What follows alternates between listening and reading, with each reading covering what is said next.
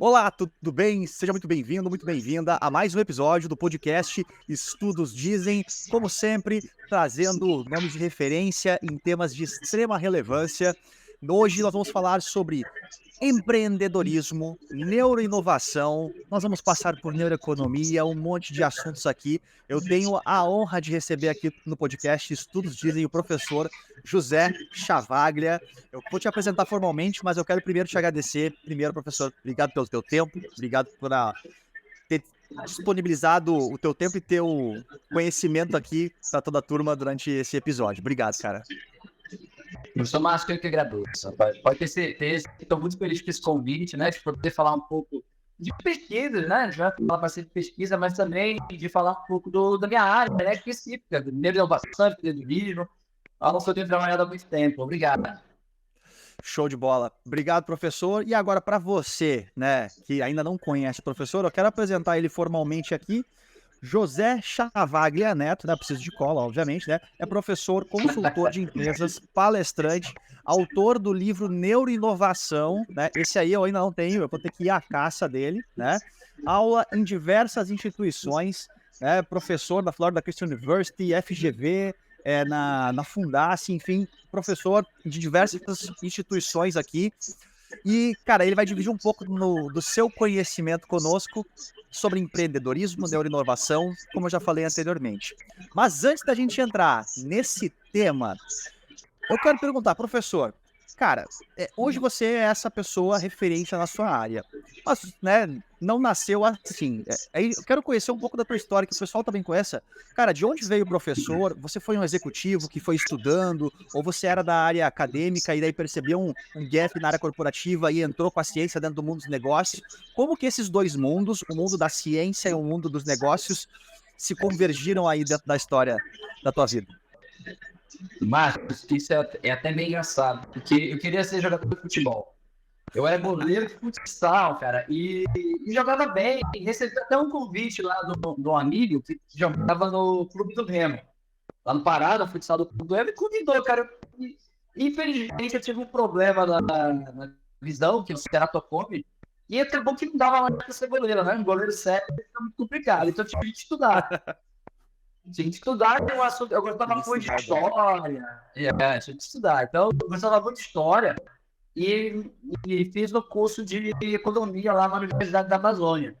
E aí, cara, no primeiro ano já conheci um economista que esse sim para mim, o Pelé dos economistas, que é o Joseph Schumpeter. E aí, ó, o tema dele é inovação, né? Então, aí me apaixonei por inovação. E lá na frente, estava fazendo o MBA da FGV, e sabe como é, né? Os MBA sempre tem aquele estudo de cara, você vai falar com os amigos e junto ali. O nosso desafio era desenvolver um produto que era uma fralda descartável com preço muito popular. O desafio era isso, foi passado para a gente, e a gente conversando. E tinha um cara, isso foi o quê? Início de 2008. E tinha um cara maluco lá no grupo, chamado Breno. E depois a gente até escreveu um livro sobre neuromarketing junto. E eu falando de desutilidade marginal, sistemas microeconômicos, né? De teoria da Feynman, e demanda e oferta, aquela coisa bem realmente matemática. E esse cara tá falando de caso de dopamina, não, que o consumidor ele libera dopamina mesmo antes da compra. Eu falei que isso é um absurdo, não gera utilidade antes da compra. Não sei o quê. Pai, a gente batendo boca ali. E eu falei, esse cara vai estragar o trabalho, né? E a gente viu amigo, cara. E eu percebi que ele tava errado, era eu, né? Isso aí foi o start para eu entrar no mundo da neurociência. E ele já sabia muito disso e usava isso muito para o marketing. Era formado em marketing. E ele, quando era criança, teve um problema, cara. Ele teve um tumor no cérebro. E a partir daí, daquela idade, 7, 8 anos, ele cresceu ouvindo falar disso e foi natural para ele juntar as duas áreas, né? O marketing e a neurociência. E lembro muito bem, cara, a gente procurando no computador se existia o termo neuromarketing, aquelas coisas. E aí, assim, a partir daí foi um mundo de descoberta, né? E aí eu trouxe para minha área, que era inovação, né? Empreendedorismo e inovação. E agora eu tô aqui, né? Orientando os alunos, produzindo, escrevendo livros sobre o sistema. É muito bom, cara. E é divertido. Pra falar a verdade, é essa. É bem divertido falar isso, porque você acaba descobrindo coisas absurdas, assim, totalmente fora da lógica. Isso aí, pra mim, é de melhor. Demais. E deixa eu entender, tu é do Pará, então? Eu sou. Minha história é engraçada, porque eu sou do Pará, nasci no Pará. A minha mãe é paraense, o meu pai é aqui do interior de São Paulo, uma cidade chamada Aramina, que é uma pequena colônia de italianos que tem ali, né? E vai estar fronteira com Minas. Então, meu pai foi trabalhar em Tucuruí, engenheiro, né?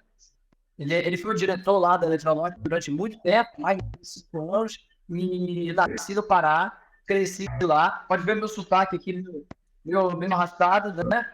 Pessoal, até parecido com o pessoal de Santa Catarina, um pouco esse chiado. E assim, tô em Ribeirão Preto há 12 anos. E vim para trabalhar com o neuromarketing, né, nisso. O pessoal que é do neuromarketing deve conhecer o professor Marcelo Peruso, né?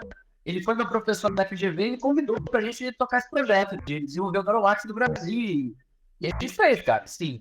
Fez mesmo. Então, desde esse... Podia ter ido para o Uberlândia também, mas como eu tenho muito parente aqui na região, não, vou para perto da minha família. E Ribeirão Preto, cara, não troca Ribeirão Preto. É uma cidade maravilhosa, realmente. Tá? E é pertinho de tudo. Então, para mim, foi muito bom estar aqui em Ribeirão Preto. Perto de São Paulo, Minas, Brasil, acho que até a mesma distância. Não, Minas é um pouquinho mais distante para PH, mas fora isso, todo ponto logístico excelente, a verdade é essa. Legal, legal. Eu não conheço Ribeirão Preto ainda, vou conhecer. Quando conhecer, eu vou te chamar. Vamos tomar esse café, com certeza. Maravilha. Com certeza, idade muito boa, realmente.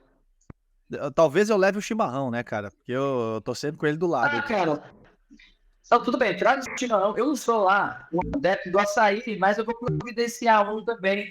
Um açaí para poder fazer esse intercâmbio e parar e. Boa. Demais. E professor, cara, entrando no tema aqui, né? Agora que o pessoal a gente conhece um pouco mais, cara, afinal, né? O que dizem os estudos, né? O que dizem os estudos sobre empreendedorismo, neuroinovação? Como é que esses dois mundos se conectam? Porque ainda existe, né? Eu entendo que existe um público muito interessado dentro da neurociência, aquela galera que tá com fome, mas eu vejo talvez uma galera ainda que fala neuro e talvez dá um passo para trás, imaginando o tamanho, imaginando uma complicação muito grande, né? E sim, obviamente, até determinado ponto, quando a gente vai estudando, afunilando, realmente existe um alto nível de complexidade. Mas também não precisa entrar lá no fundo para beber disso, para usar disso no dia a dia. Talvez. Eu queria te perguntar se isso aí faz sentido, se não faz. O que dizem os estudos sobre esses temas? Faz. Eu acho que a gente pode subdividir essa história em algumas partes que vão deixar a gente um pouco mais consciente do que tem que é isso. Primeiramente, em termos de neuro, quando você fala o termo neuro, você gera tanto essa expectativa de algo complexo, quanto também da panaceia. E tem alguns colegas da área do neuromarketing, por exemplo, que ficam chateados, agora tem o neuro tudo. Tem que ter uma neuro para tudo, né? Sim. Rapaz, eu fiz uma aula lá em São José do Rio Preto. E quando acabou a aula, o cara tava acabado, cansado, assim, aula dia sábado, dia todo, só queria ir pro hotel.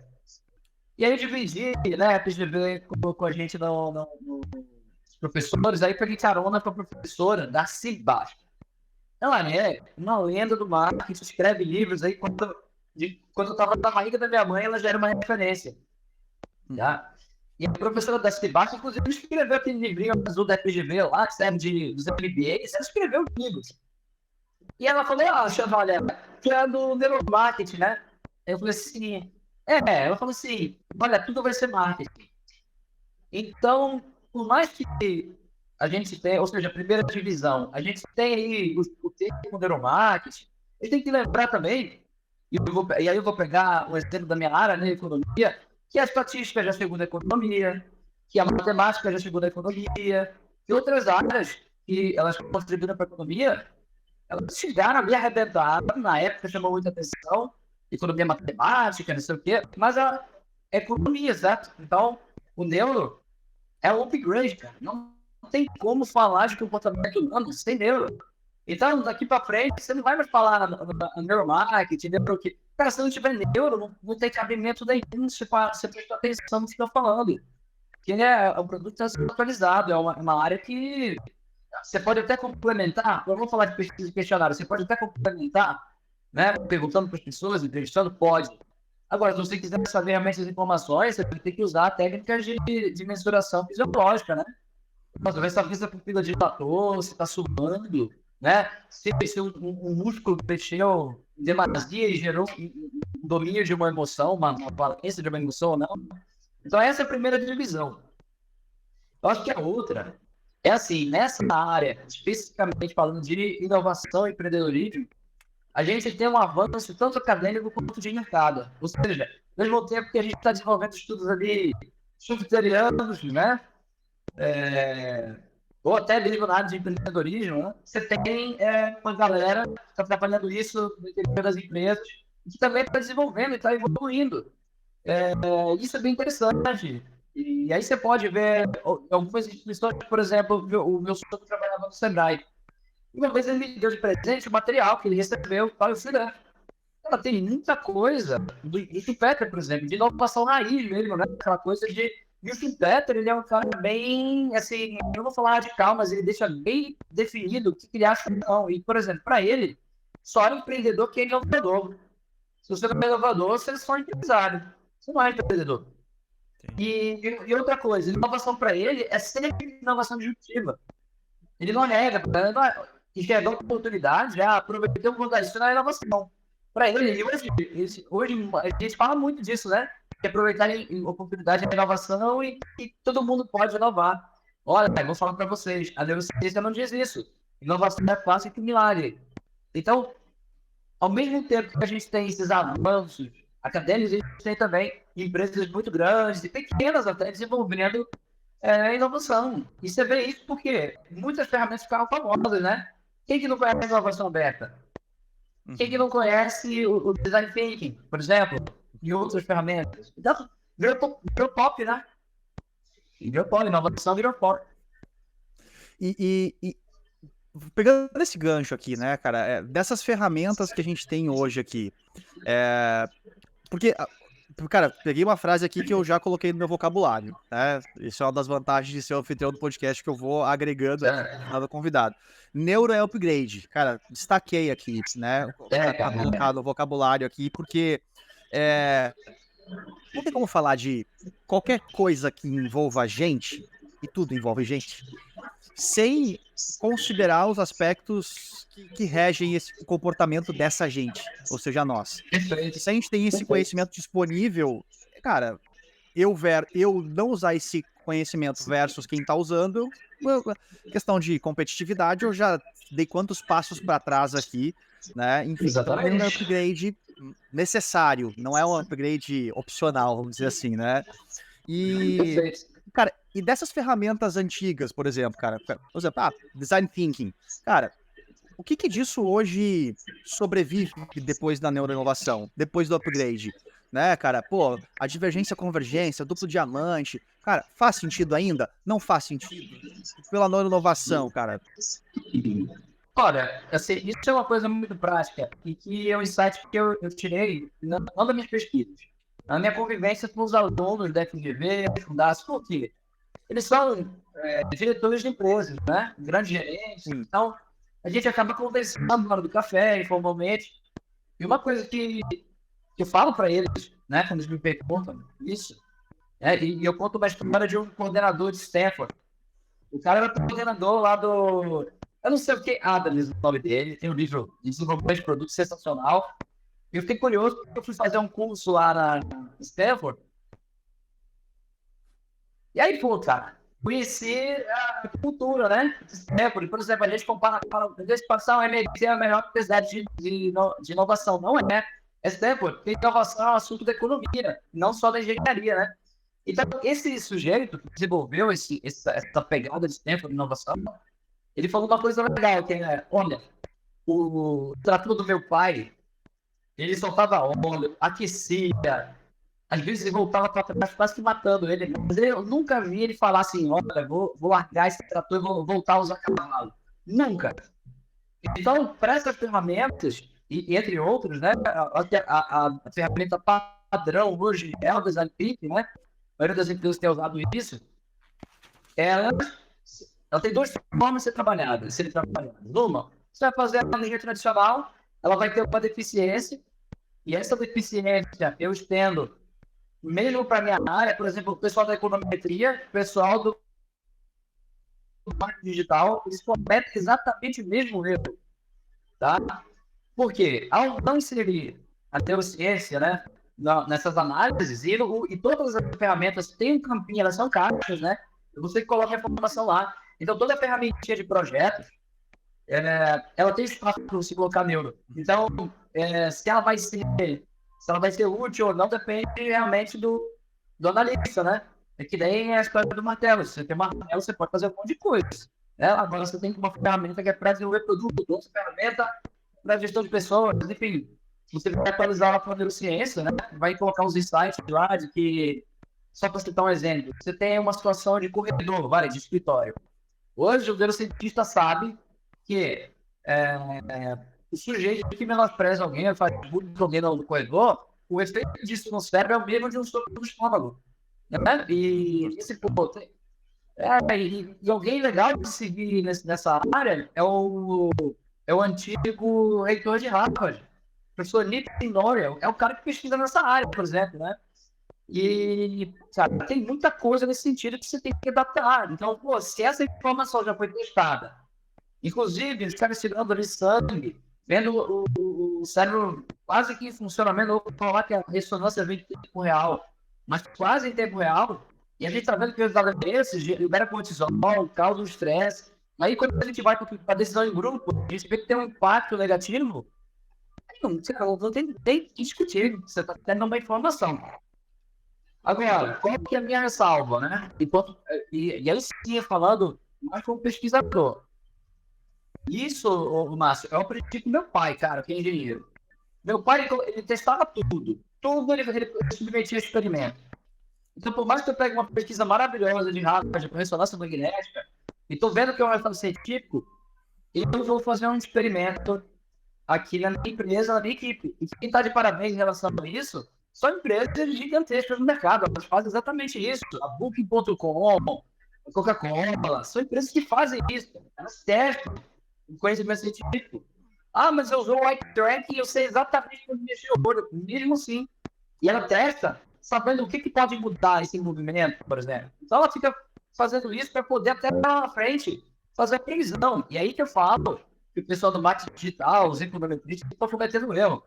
Você lembra de um comercial que apareceu no cerco e aí os vídeos corriam atrás? Aí ele saía, ele entrava no buraco de novo e saía lá no outro buraco, lá na frente. Não é tão velho assim, né, Márcio? Mas assim, eu tô fechando os olhinhos aqui tentando lembrar, cara. Eu sou de 85. Eu sou de 85. Cara. Pô, sou dos anos 80, mas essa aí. Cara, era um comercial assim, eu não lembro nem em qualquer empresa, mas era assim. O cerco aparecia no buraco. Todo mundo ia pra cima do cerco. Aí ele entrava de novo e saía outro buraco. Então é exatamente essa a falha. Porque você tem muitos dados, é verdade. Só que, enquanto você não souber o que gera aqueles dados, você vai estar sempre correndo atrás. E hoje que a gente vê é muita gente trabalhando na Big Data e outras informações de análise de dados dessa forma, correndo atrás. E não fazendo uma televisão é demais, mas não sabendo ou aprendendo com o comportamento humano. E como diz o nome do livro lá do Brad Elliott, ele é previsivelmente racional. Nós somos moldados pela evolução e nós temos sim um comportamento que é assim, a gente tem uma margem de liberdade, uma pista de pouso, mas ele vai estar dentro daquilo. E estou esquecendo isso, comentou exatamente o mesmo erro que o economista estatístico cometeu muitos anos atrás. Cara, legal.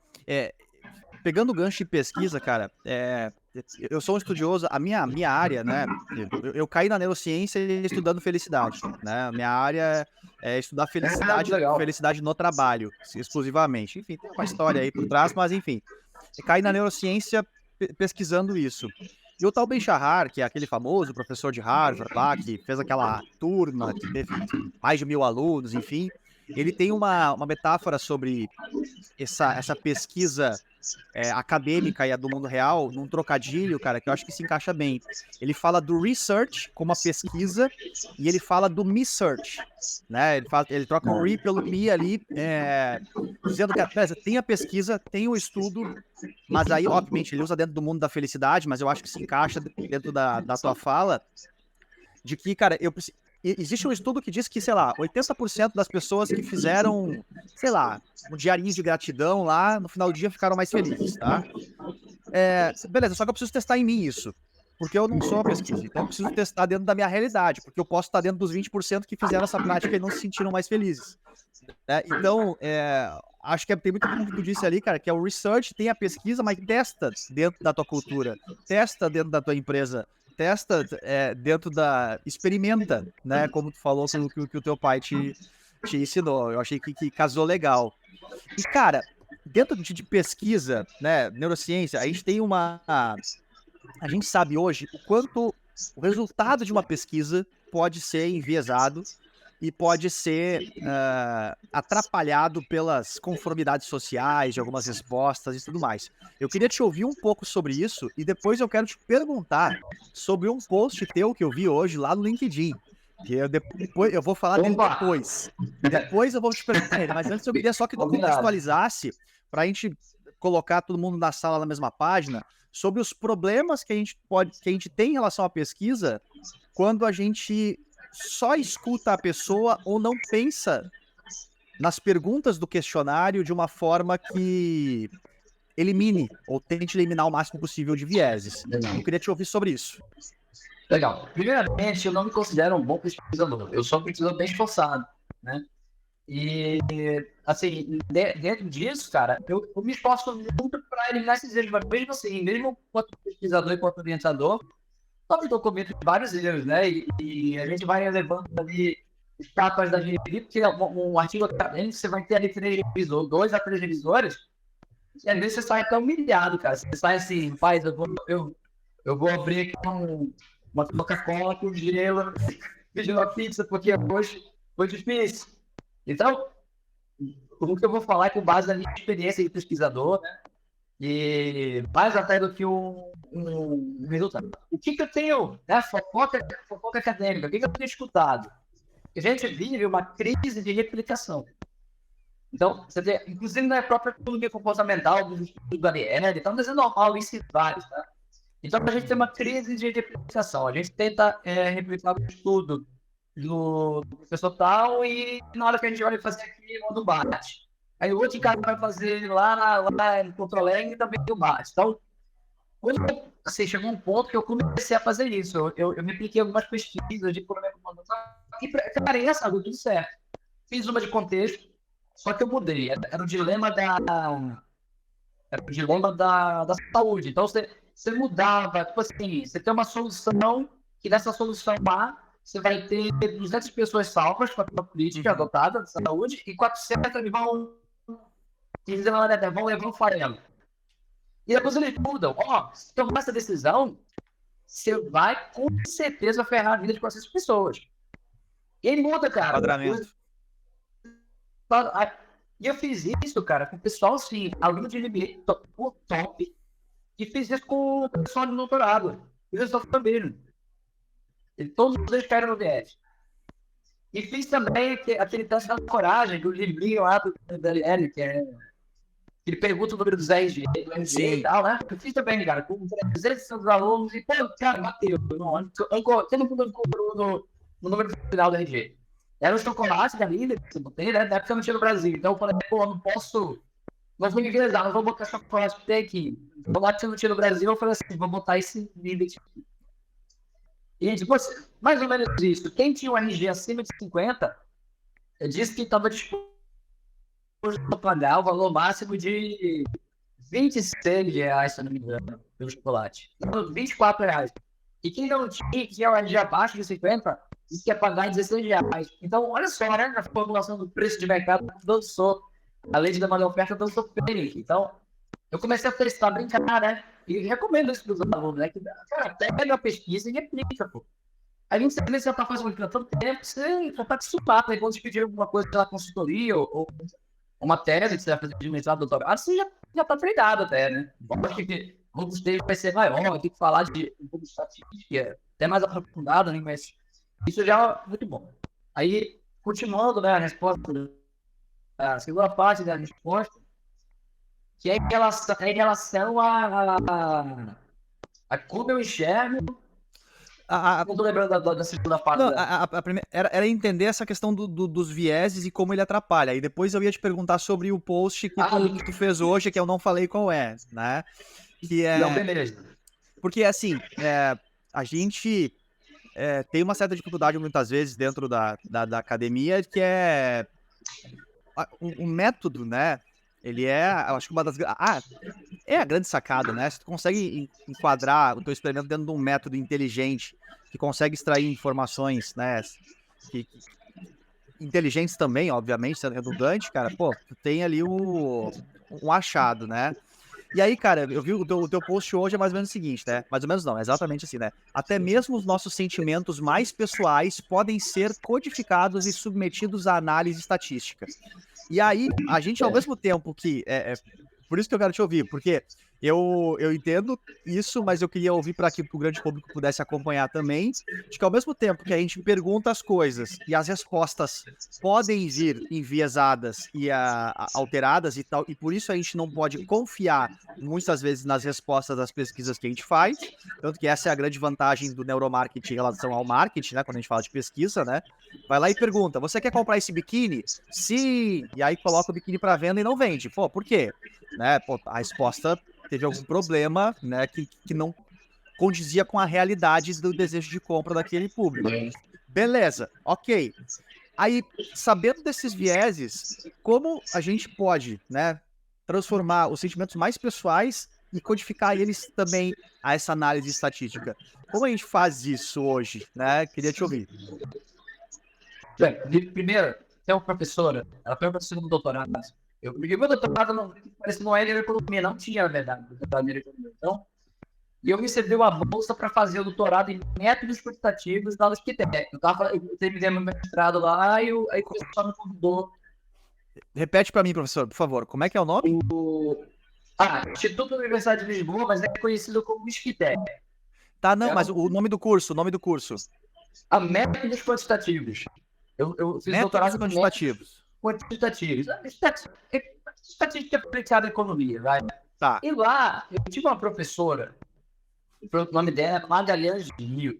E ela, cara, nessa área de criação de questionários e análise quantitativa, ela é, eu acho, a principal referência de Portugal. E eu comprei o livro dela, né? Li, cara, e eu aprendi muito. Primeiro, eu aprendi que eu não sabia fazer questionário, né? Que eu realmente era muito ruim.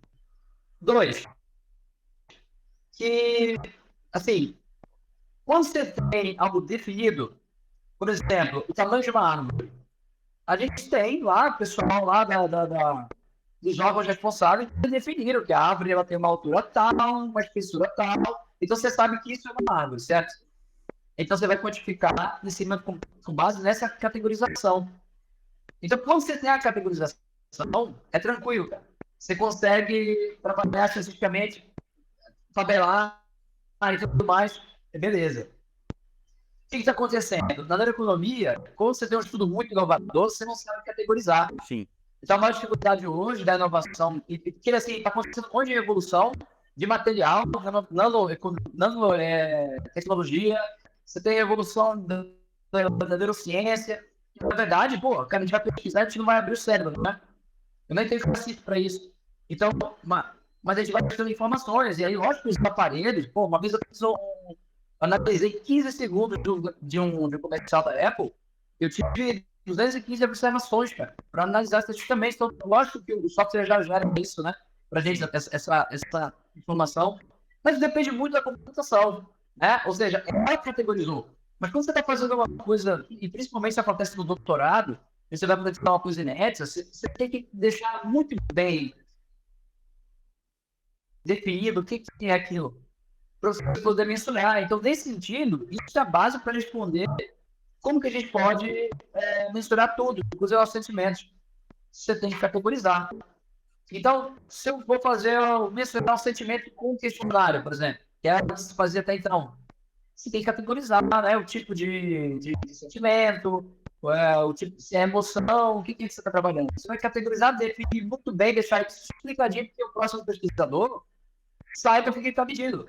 O que a galera não está fazendo? Não está especificando, então isso dificulta muito, cara. Quem vai fazer vai replicar o trabalho. Então, pô, eu sou alguém da área de motivação, quero estudar a emoção que os líderes na hora de tomar decisão. Pô, cara, uma dificuldade, você não sabe exatamente. Ah, pô, beleza. Eu vou na literatura, porque você vai falar de emoção, foi o Damasio, foi o Goleman, enfim. Você vai ver quem falou, que tipo de emoção você está falando. Então, isso aí, o que salva é a literatura, mas mesmo assim, esses caras normalmente não são de pesquisa aplicada. E, ainda assim, você vai ter que categorizar para poder tabelar, botar no Excel ou qualquer outra planilha. Lá, na base de neuroeconomia, cara, você tem um eye tracking, por exemplo, que já vem uma categorização. Você tem o eletroencefalograma, que já vem lá da empresa, a categorização. Então, você consegue mensurar muitas informações. Agora, qual que é o cuidado?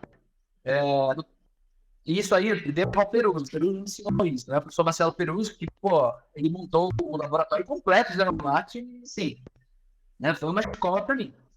Você tem que combinar vários modais, tá? Inclusive, nesse post do LinkedIn, veio uma estudante de doutorado e fez uma pergunta exatamente essa, assim, em relação a como é que eu faço para mensurar isso? Eu falei, ó, você tem que combinar os modais.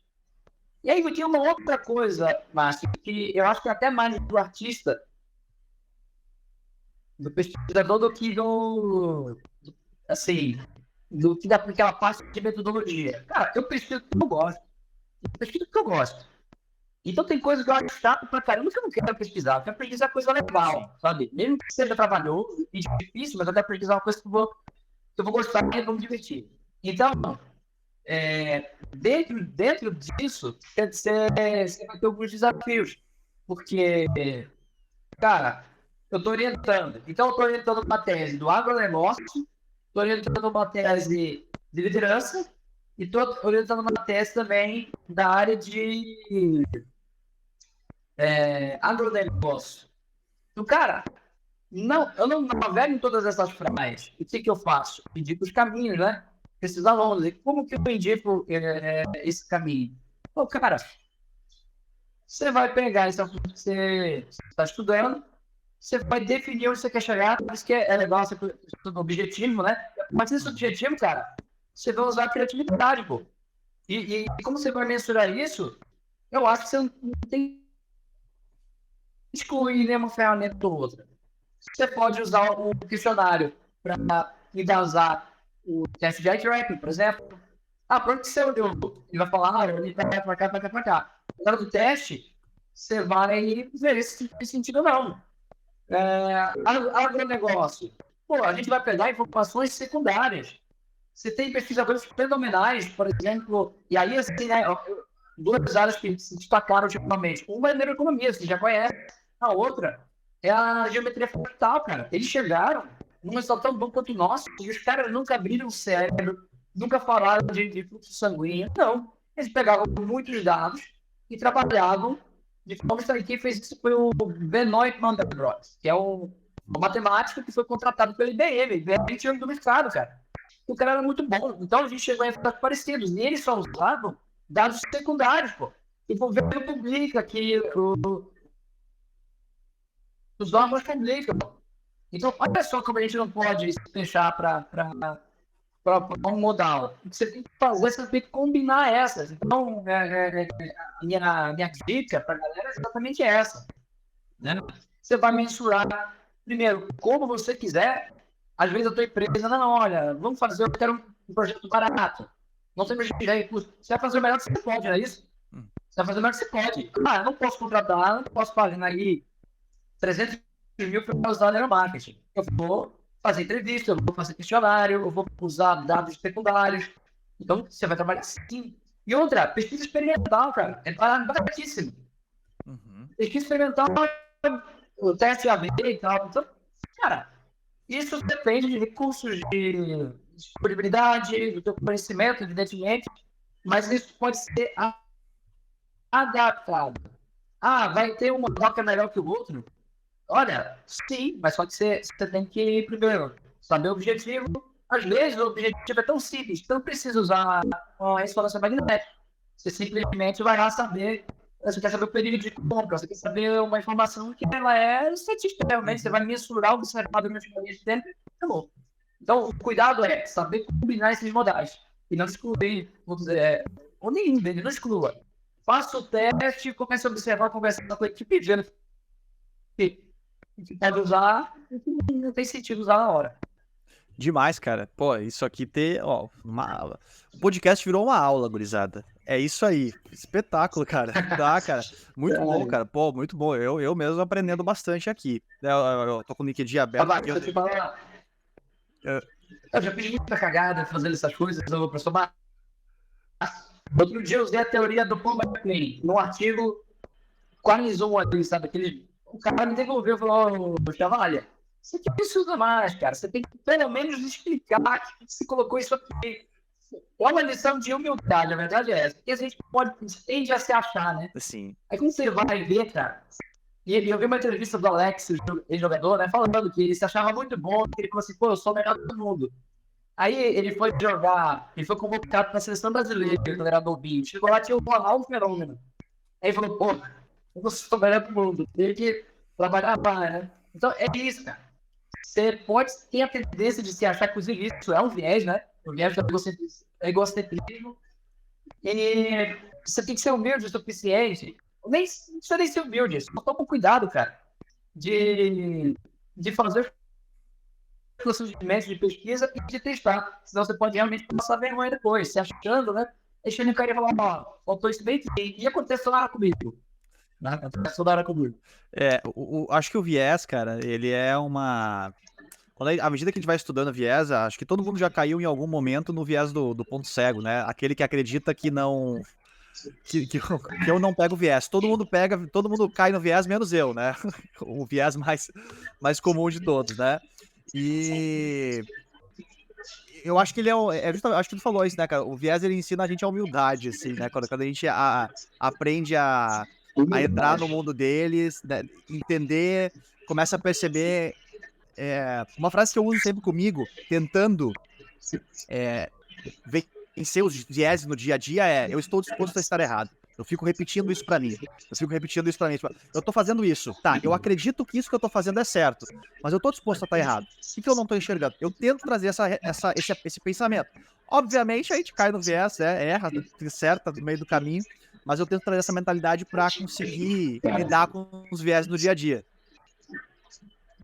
Você é casado, né, Marcos? Sim. Então isso aí que você falou já é um viés, porque na verdade a gente já está errado. Ele vai ver ainda se a gente está mais ou menos certo, porque já errado a gente já está. Então é mais ou menos isso. Vai, cara, eu já estou errado, deixa eu ver se meu erro é verdadeiro. E é engraçado essa coisa do viés na inovação e empreendedorismo. Lógico que você tem muitos viés da economia, né? A versão perda e tudo mais. Então, e é legal falar disso, porque eu estou escrevendo um livro sobre isso, sobre viés e tudo mais. Inclusive, o meu livro novo já tem até título, é o Labirinto das Decisões. Fala muito disso, de viés e tal. E, cara, hoje eu falei sobre, hoje eu escrevi sobre o viés, da confirmação e um pouquinho sobre a versão perda. Então, você vê que tem alguns viés que eles funcionam mais em um assunto do que outros. Por exemplo, inovação, você tem muito do viés de confirmação, você tem muito do viés de egocentrismo, e eu até acho que isso tem que ser um pouco assim, porque inovação ninguém viu ainda, né? Você não tem parâmetro de mercado para ajudar a inovação, você não sabe quando ela acontece.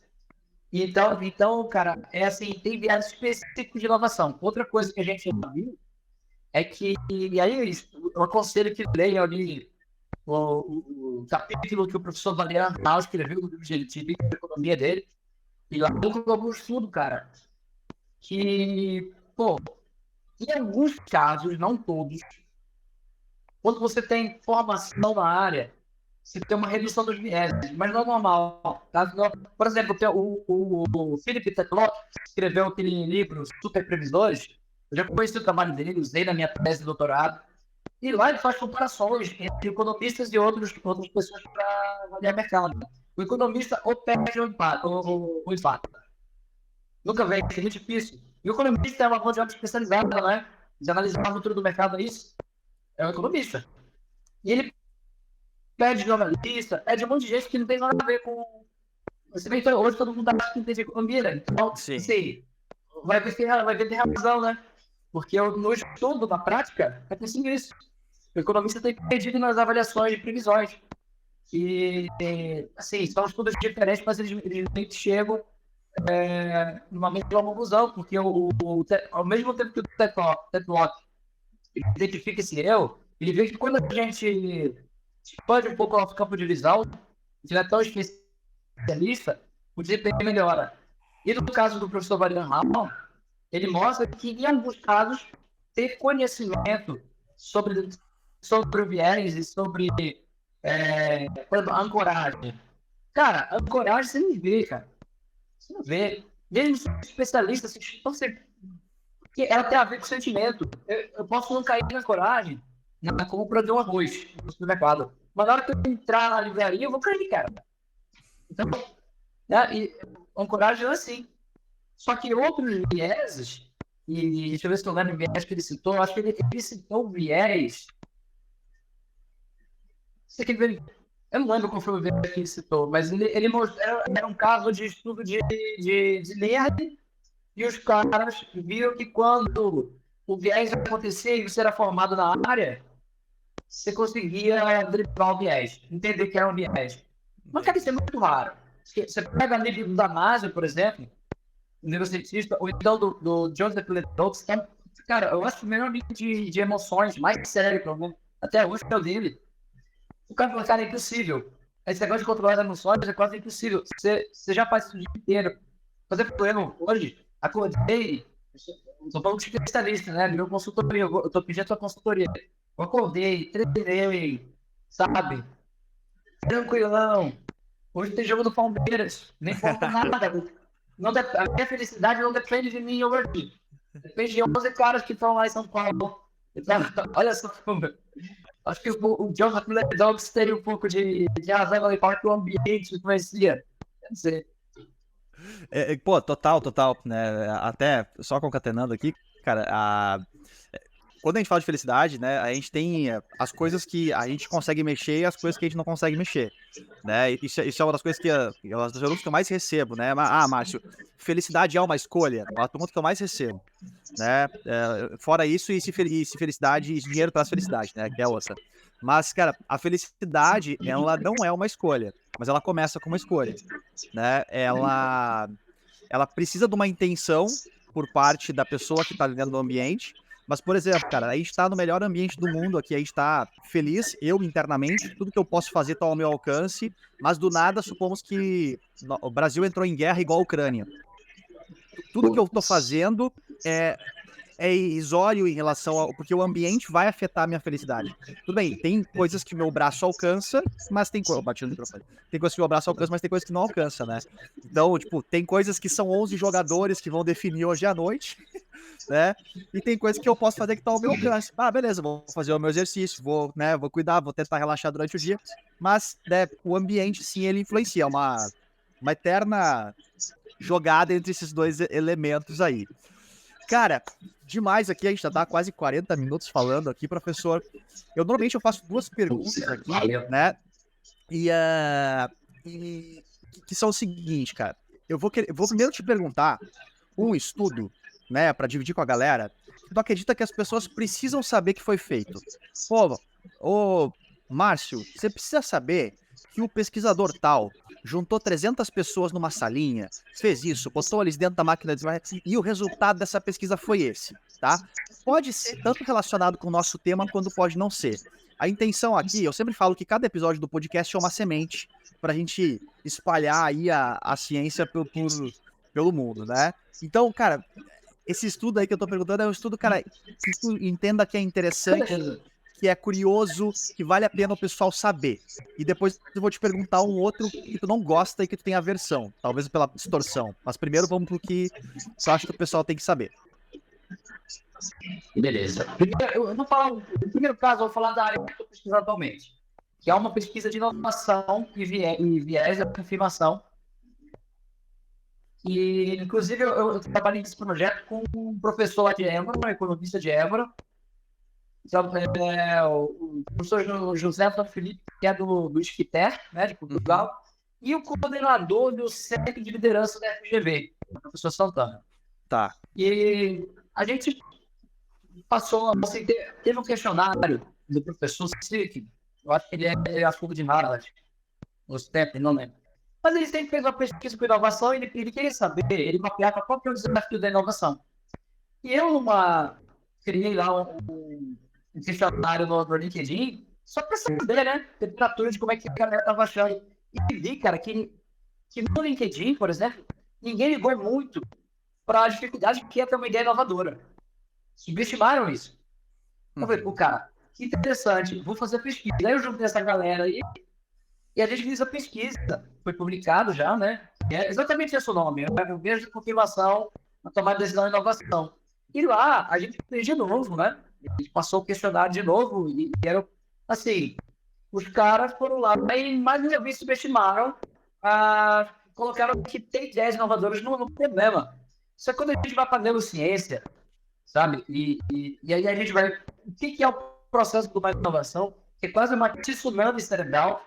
Você tem uma ativação de ondas numa região, depois você tem uma desativação, onde você fica quase que temporariamente cego, realmente, que a mesma área que a gente usa para enxergar, a gente usa para idealizar, né? O nosso córtex occipital. Então, você fica meio cego de verdade, e depois volta com tudo, e você tem um insight. Então, pô, é quase uma mágica, um movimento, uma maravilha da natureza, cara. Uma inovação, a ideia inovadora é uma maravilha da natureza. Só que para o executivo médio, nosso, não. Então, pô, isso é um viés, cara. Um viés, é falta de informação. Você está caindo em viés. Então, esse é um estudo que todo mundo que vai desenvolver um projeto tem que saber, cara. Tem que ler esse estudo, porque realmente é assustador, né? Você chega entrando, você chega no jogo achando que jogar contra o Boca é fácil, você já perdeu o jogo, começa a perder o jogo aí. Não é, cara. Tanto é que você tem muitas ferramentas, você tem várias, você tem design thinking, montanha-russa da invenção, da inovação aberta, você tem o Lean Curve, várias ferramentas para desenvolvimento de ideias. E olha como é complexo, que na verdade você acha que uma inovação que você vai ver é uma melhoria incremental. E melhoria incremental não aumenta a receita e não aumenta o lucro. Então não é inovação, isso é importante. Agora uma pesquisa que eu odeio. Cara, eu não, assim, eu não gosto de, sabe aquela pesquisa política de opinião? Acho que é um negócio muito tosco, cara. Assim, você sair na rua perguntando pra galera e quem vai votar, inclusive na minha tese de doutorado, a gente viu que quando você faz a pesquisa e quando você chega próximo, só que essa pesquisa que a gente viu era entre a população e não, né? Você tem uma mudança grande. Desculpa, professor. A última coisa que tu falou, eu não entendi. A pesquisa era sobre... Essa pesquisa que eu coloquei na tese, eu não lembro se era pesquisador da USP ou se era inglês, que ele fez essa pesquisa com base no desarmamento. Desarmamento, então, tá. Na hora, então ele fala assim, eu sou contra as armas. E chega próximo da eleição, de fato, hoje você tem, eu sou vice de engenharia médica. Na verdade, é marketing é uma engenharia médica. Você tem ali os meios de comunicação, todos eles usando engenharia médica para te influenciar. E hoje eles têm a capacidade de sentir quase em tempo real parte do que eles fazem, né? Você vai lá no Twitter, cara, tem site que coleta informação do Twitter, cara, você tem na hora ali, né? Então, os caras percebem isso e fazem uma reengenharia. E acaba mudando de verdade, cara, o resultado da eleição. Então, aquela pesquisa de opinião ali, ela serve mais para te induzir do que... É uma pesquisa econômica de constar PIB, constar essas coisas. Ela serve mais para te induzir do que, de fato, para te dar um número da tua produção. produção. É a mesma coisa. Então, essas pesquisas aí, eu me sinto um pouco incomodado. Elas fogem muito do meu ideal de pesquisa, né? E entender como é que o indivíduo toma decisão. Cara, demais, né? É a resposta que eu jamais esperaria e aprendi pra caramba aqui. Professor, eu vou pedir só pra tu explicar aqui rapidamente pra turma o que seria engenharia memética. Como é que a gente explica pra turma? Cara, Porque é assim. genética todo mundo já ouviu falar, mas memética? Hoje nós temos duas forças, né? Três. A primeira força é a origem genética, né? A herança genética. Então, cara, hoje a gente sabe que tem alguns hábitos nossos que indivíduos vão ter passado. A gente sabe que a gente tem medos desenvolvidos por base, né, em uma geração alta bizarra. Isso aí, essa série de pesquisas que já comprovam isso aí. Você eu vi até uma matéria na BBC Brasil já, falando de memória genética. Então, popularizou, né? Você tem. O outro componente é a genética. E a gente pode citar o Richard Dawkins, literalmente, mas hoje você tem muitos pesquisadores que já falam disso, né? Inclusive já criticando ou complementando o trabalho do Dawkins, então isso é maravilhoso. Então o que é isso? Assim como o gene ele é passado de uma geração para outra, lógico que a concorrência é muito menor, porque a gente tem que aumentar o indicador de aptidão. O que é isso? Eu sou saudável, eu sou forte, eu consigo proteger o bando, né? Ou seja, tão importante quanto a nossa sobrevivência é passar o gene adiante. E é por isso que produtos de luxo faz sentido, né? O produto de luxo ele é tão importante para sobreviver pra gente quanto a água, cara, que é para sobrevivência. Então, eu nem sei dizer o que é mais importante. Você passar o gene adiante ou... Mas faz um experimento, quando alguém apontar a arma pro filho, vê se tu não pula na frente. Né? Vê se tu vai pular na frente. Se apontar pro cara, eu tô passando na rua, apontar a arma pro cara aqui do meu lado, eu vou me jogar dentro da árvore. Não tô nem aí pra ele, cara. Não sei que seja policial, seja treinado pra isso, né? Ou seja, já tem o meme. Então, e o meme, o que é o meme? É um pedaço de informação também, assim como o gene, só que ele é passado através da cultura, né? E na escola, na igreja, nosso dia a dia, os hábitos, por exemplo, eu sou de família italiana. Dá pra gente fazer uma pizza? Não é simplesmente vamos pedir a pizza. Não, a gente bate a massa, escolhe o queijo, faz o molho de tomate. É um evento, né? Um evento. Então, isso é da cultura. Nossa cultura, a gente nunca se questionou por que é assim. Simplesmente faz. Poderia se dizer... E isso, cara... E isso tem um processo fisiológico, que é a supressão pela repetição. A partir da sexta vez, o teu cérebro começa a gastar menos energia para processar a informação. Então, quando você começa a passar toda hora no jornal, cuidado com o que você assiste, né? E quando começa a aparecer toda hora, você já sabe que tem alguém ali que desenvolveu uma engenharia genética que está tentando influenciar. Perfeita explicação, cara, demais. Poderia se dizer, em outras palavras, também que a memética é a nossa estrutura de crenças, vamos dizer assim, no linguajar bem... linguajar mais... e a engenharia memética seria um mecanismo de manipulação, talvez vai ficar muito forte, mas de influência nessa estrutura... De ocupação. Você abandonar aquela ideia e eu vou colocar a minha nova aqui no lugar. E a concorrência é muito grande, porque a gente estava falando... Quando eu lançou aquele filme Jogos Vorazes, eu achei uma coisa tão ridícula. Nossa, é um filme de guerra de máquinas? Que bobagem. Hoje, cara, o cara fez uma previsão. Hoje o mundo tá assim, cara. O que aconteceu que não tinha? As redes sociais chegaram. Ou seja, como desarmou a galera, os engenheiros antigos, os donos da engenharia médica, se sentiram bem, porque a rede social te permite a criação daquelas bolhas ali, né, de conteúdo, aqueles nichos ali que eles não têm acesso. Então, cara, a guerra hoje não é muito grande. Hoje não é muito grande. Porque o poder da engenharia médica diminuiu, ela dissolveu. Né? Você tem outros influenciadores. Pô, você tem um podcast, isso é engenharia médica. Não tem dúvida disso. Show de bola. Cara, demais. E, obviamente, tudo isso influencia na neuroinovação, né? Porque essa estrutura de pensamentos, de agrupamento de memes pode favorecer ou bloquear, talvez. Ah, e mais, Márcio, a gente está ao longo da economia e assim, eu não gosto muito de votos, né? Eu sou economista há 15 anos, eu não gosto muito disso. Mas se eu fosse me posicionar, porque eu gosto muito de Schumpeter e sou um economista, eu diria que eu sou um economista que transita entre a escola austríaca e a da evolutiva, né? Só que trabalho meio que o termo que eu já falo, mas eu nunca pensei assim, eu sou dessa escola. Não, Sim, eu produzo meu conteúdo em vez de estou ali, né?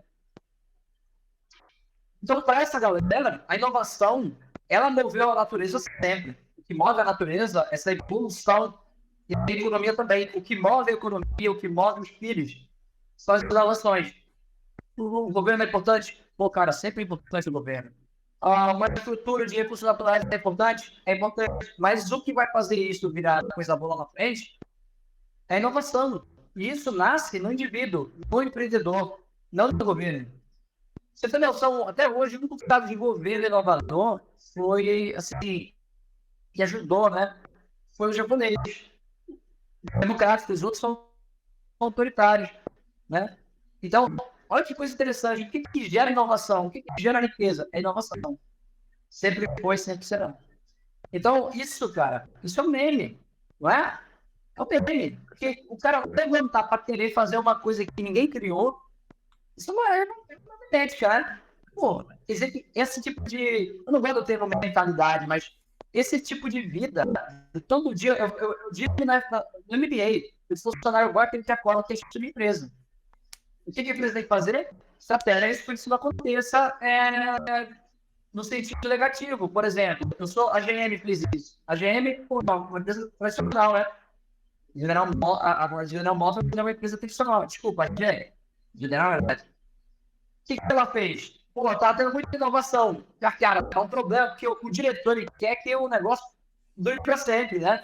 É a função do sim. diretor, fazer que dure para sempre. O inovador, ele tá matando aquilo. O que ela fez? Ela criou uma empresa fora da GE. Então, quando bate aquele produto potencial, vende 1.000 unidades, vira produto GE. Então, olha a solução que eles encontraram. Então, cara, a partir desse meio devastador, né, da destruição criativa, você tem que lidar com isso. E é isso, cara. Toda genética, dentro e fora da inovação, ela vai gerar um monte de outras necessidades que você vai ter que trabalhar ou criar uma empresa fora, ou criar uma célula dentro da empresa para trabalhar em inovação aos poucos, ou chutar o balde de vez, como algumas empresas fazem. Os jogos era assim, né? Era chutador de balde, por exemplo, uma estratégia diferente da GE. Então, cara, em tudo, seja para a cultura de estudar, para qualquer tipo de gênero que você criar, você vai ter um zilhão de necessidades que as pessoas chamam de nicho de mercado hoje. Você treina algum esporte? Eu jogo Treina futebol americano, parceiro. futebol? Vou pegar um exemplo. Tá vendo? Não vende camisa sobre o assunto. Você não consome site sobre o assunto? Pô, demais. Tem site. Não tem material, bandagem específica para aquilo? Sim. Então, cara, hoje o mercado é muito esperto, ele tem conhecimento. Então, você entra em jiu-jitsu, você vai ver que tem camisetinha colada roxa para quem é faixa roxa, você tem bandagem preta para quem é faixa preta. Então, tem um ecossistema que muitas, a Coca-Cola, por exemplo, e a Handedais, pioneira, essas coisas, e já fazia muito tempo que hoje qualquer nicho de mercado, se você assistir filme de costura no YouTube, você vai ter um nicho de mercado que é baseado nessa memética principal e todo um ecossistema para sustentar aquilo. Maravilhoso, né? Demais, cara, demais. Cara, demais, demais. Professor, para a gente ir se encaminhando aqui para o nosso encerramento aqui, né? Nosso tempo está quase se esgotando aqui. Eu queria só pedir, cara, uma dica, assim, cara, talvez para, cara, quem está tentando inovar, quem está tentando, sei lá, criar soluções para problemas, soluções novas para problemas antigos, alguma sugestão prática aí, enfim, algo que pudesse praticar de fato aqui, e depois eu tenho minha última pergunta que eu sempre faço para todo mundo aqui. Beleza. Primeira coisa que você tem que fazer, você tem que adotar um processo de inovação. E o que é isso? Desde lá da criação, né? Você tem uma ideia inovadora. Para ter uma ideia inovadora, você tem que se submeter a estilos esses estímulos vão gerar aquele tsunami que eu comentei ainda há pouco, né? Uhum. E hoje você tem trabalhos que comprovam isso, por exemplo. O professor Curios lançou um livro só sobre o momento eureka. Então, lá você vê que quando você se estimula, por exemplo, você é de uma área, vai fazer curso em outra área, cara. Faz uma viagem. Então, qualquer tipo de mudança no ambiente, né? E o ambiente é a terceira força, né? Tem a genética, a biomédica e o ambiente. Então, quando você tem uma mudança radical, as chances do momento eureka aumentam. Isso a gente já sabe. Então, tem um componente que é o controle do medo. E se você desenvolver um produto campeão aqui e não colocar ele no mercado, e inovação é colocar produto no mercado, qual que é a definição de inovação? É um produto que se realizou no mercado. E qual que é a principal característica da inovação? É uma coisa diferente que gera um lucro de monopólio no curtíssimo prazo, ou seja, você está numa estrutura de monopólio mesmo, está sozinho. Sim. Então, para isso, se você tiver medo de colocar esse mercado, já era. Já era. Então, você tem que desenvolver, e aí a gente tem muita literatura de psicologia, neurociência, vai te ajudar a trabalhar com o componente do medo, né? E, por fim, você tem uma outra habilidade, que é a inteligência social. Muito estudado, tem um livro bem interessante, e em termos científicos, por exemplo, vou dar um exemplo bem prático. Então, alguém na sala. Tá. Quando a gente olha para aquele rosto, qual que é o processamento do cérebro? Você sabe se tem possibilidade de ameaça, né? Você vai acasalar com aquilo, se aquilo está ameaçando o teu plano, o teu recurso, etc. Então, tem uma região do cérebro chamada gira do fusiforme. Ela é muito ativada ou pouco ativada, dependendo do perfil do rosto. Se eu tenho um rosto que é diferente, totalmente diferente, eu nunca vi, você tem uma ativação grande. Se é o rosto de uma pessoa famosa, você não tem tanta ativação. Você já conhece, você já está familiarizado. E para desenvolver essa inteligência social, você precisa de duas características. Uma, que o teu produto ou serviço, ele assim, pareça familiar para o teu cliente, porque uma inovação é uma coisa devastadora, né? Uma coisa como é diferente. Então, quando ele parece ser familiar, ele desativa a mídia lá do outro lado, e depois, você tem que usar a sua reputação. Tem que usar a boa reputação para fazer isso acontecer. Então, para inovar, você tem que passar nesse caminho aí, quando tá no jogo de tabuleiro lá, jogo da vida, imagina, vai acontecer como no jogo da vida. Você vai montar das casinhas, vai passar trade, vai ficar preso numa ideia que você... Isso é normal, cara. E ferramenta, eu digo qualquer uma, não tenho preferência de ferramenta. Eu gosto de Canvas, que é a ferramenta que eu aprendi lá esse tempo. Quem me ensinou foi a diretora de engenharia do Facebook, que é a ferramenta que estão usando lá, eu resolvi testar com meus alunos e é a que eu uso hoje. Mas design thinking, o Oceano Azul, tem várias que você pode usar para resolver, para sistematizar a inovação. Sim. Mas para inovar, você precisa passar nesse caminho que eu acabei de falar. Vai ser a ferramenta vai sistematizar, basicamente, né? A essência de tudo isso que foi a tua fala anterior. Perfeito. É isso. Cara, demais, cara. Eu curti o papo, cara. Eu também. Pô, cara. Foi bom pra distrair. Pô, cara, eu curti bastante aqui, cara. Né? Quero te agradecer previamente. E já quero fazer minha pergunta final, né? Até tô olhando aqui, cadê meus outros post-its? Eles estão dentro da mochila ali. Cara, eu sempre faço uma pergunta pra turma aqui, cara, né? Pra dominar os post-its pelas paredes do mundo. E aí, cara, verdade. Eu peço uma frase, cara, né? Que vai pra rede social, né? Pra representar aqui. Não precisa ser pode ser de algum autor, pode ser conectado ou não com o tema, cara. Mas uma frase que tu gostaria de deixar no post-it aqui pra gente entregar pro mundo. Olha, eu vou usar uma frase que na verdade é do John Lennon, mas eu vou adaptar essa frase, tá? Boa. O John Lennon disse que o rock seria o que os Beatles fizessem dele. E foi. Né? E foi. Eu digo mesmo para vocês, o neurobusiness, a neuroeconomia, e até a economia, a gestão de uma forma geral, vai ser que vocês que estão escutando o podcast hoje fizerem com essa informação.